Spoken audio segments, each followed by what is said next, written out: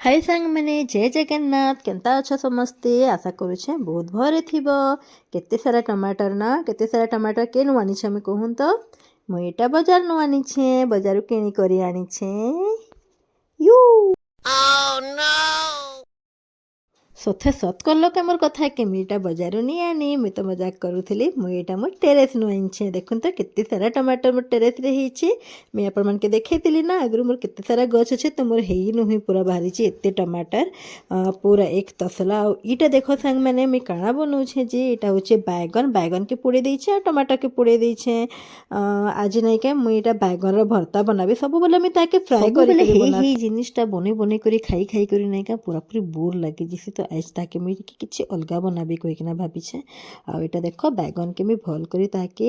ता छाली चतरे देछे भल के ताके सफा करी नेछे बैगन रो भितरे जानि छन तो काଣା काଣା थेसी जे तो ताके भल करी आमे सफा करी दमा आ इने देखुन मुई प्याज काटी करी रखिथिली प्याज दे देली कच्चा प्याज आ इने कच्चा मिर्चा भी काटी किना रखिथिली कच्चा मिर्चा दे दमा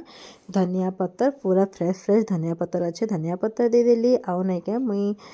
लहसुन के ठेसी किना रखिथिली मुई ताकि पीस पीस रे नहीं काटी लहसुन के ठेसी देइथिली मिर्चा के भी आपण माने चाहे ठेसी पारबे लेकिन मुई काटी देइछे काजे कि जाके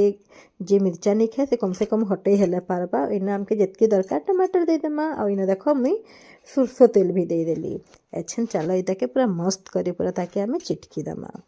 भात संगे टिके एंदा चटका मटका नहीं हेले भी मजा नहीं लगे आमर ओडिया देसी खाना मान के जिते प्रकार आइटम होते भी गोटे चटका आइटम तो जेनता हेले भी दरकार पड़सी आपण मैंने केनता खाएसन मते कहबे तो चटका खाएसन कि नहीं खाऊन जी इथिरे ना आहरी भी काकाटा दे पारबे आलू चिटकी करी दे पारबे या फिर